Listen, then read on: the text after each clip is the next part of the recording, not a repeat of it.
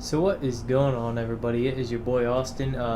Here we got, after a while, another what to build video here on Forza Horizon 3, and this time the request came in on GT Planet from GT Speed Turbo, and he asked for a track-built Mercedes-Benz E63 AMG. So here we go. So we bought the 2013 Mercedes-Benz E63 AMG, obviously. Conversion-wise, I left the stock engine, and I did leave it all-wheel drive. And then for aero and performance, I did do the racing front bumper and the wing because it's track build, so you want to have it good handling. I went with race tire, but there should be no difference in the Horizon one or the Hot Wheels one. It's all personal preference. Front tire width is 285, rear is at 315. I did go with the specialized rim style HRE P45 SCs. Now wheels, once again, that's preference. Rim size, I left the stock 19-inch wheels, front and rear. Drivetrain, racing clutch, racing transmission, racing driveline, and your racing differential. Platform handling, race brakes, the race springs and dampers, the race front and race rear anti-roll bars, stock reinforcement, and the racing weight reduction, engine, race intake, race fuel system, race ignition, race exhaust, race cams and valves, race valves, the race engine block, race pistons compression, race twin turbo. I did do the race intercooler, and I did also do the race oil and cooling,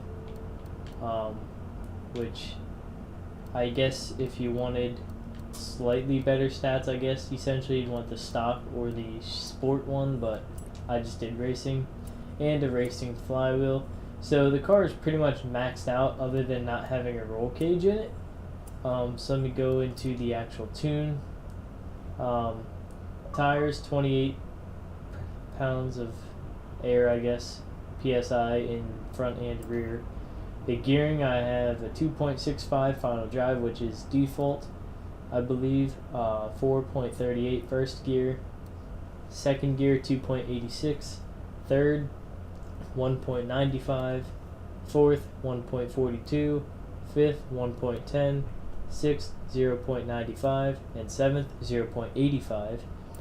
Alignment, negative 1.3 degrees of front camber, negative 0.8 degrees of rear camber, 0.2 degrees of front toe out, 0 degrees of rear toe, and a front caster angle of 5.3 degrees.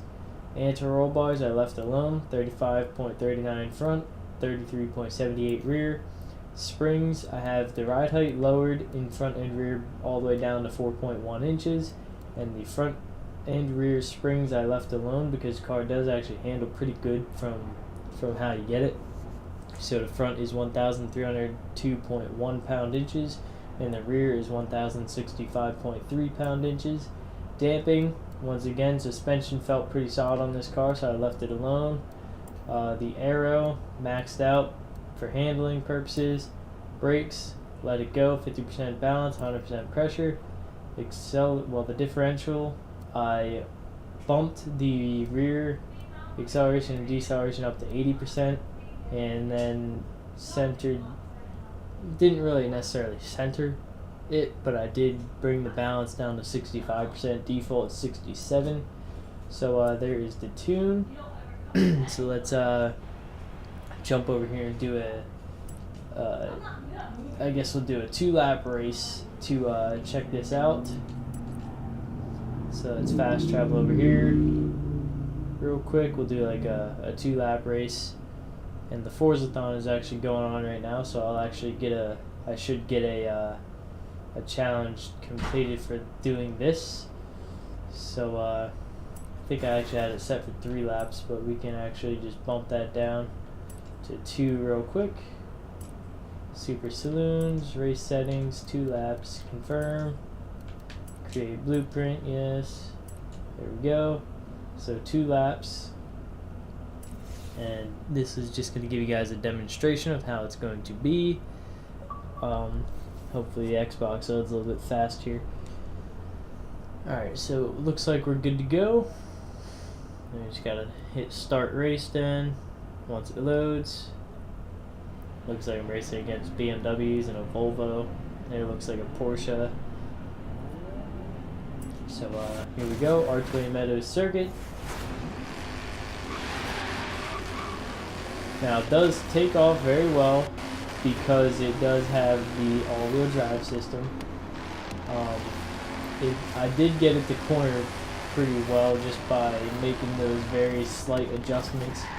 I think a lot of it came out of the aero, honestly.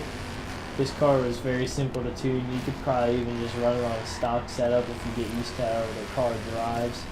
But I usually like to not just build it for track and then be like, oh hey, it works good enough on a default setup, so I'll sit there and I'll play with it for a couple of minutes. If the car is already good driving, handling and stuff like that, usually you can get away with very minimalistic changes to the actual setup. Some other cars, like drift cars, obviously you gotta make quite a few changes, but track cars are usually pretty easy to build. That time I could have hit the brakes a little earlier because this car is kind of heavy, but you'll get used to the way the car drives. It does handle pretty good. Acceleration is pretty good with the amount of horsepower you get mixed with the all-wheel drive system. Obviously this is, at least in Super Saloons class, this car seems to be pretty dominant against these drive cars. Although I do forget what difficulty setting I'm on. But yeah, there you go, GT Speed Turbo. There's your track built Mercedes. And I will see you guys in the next video.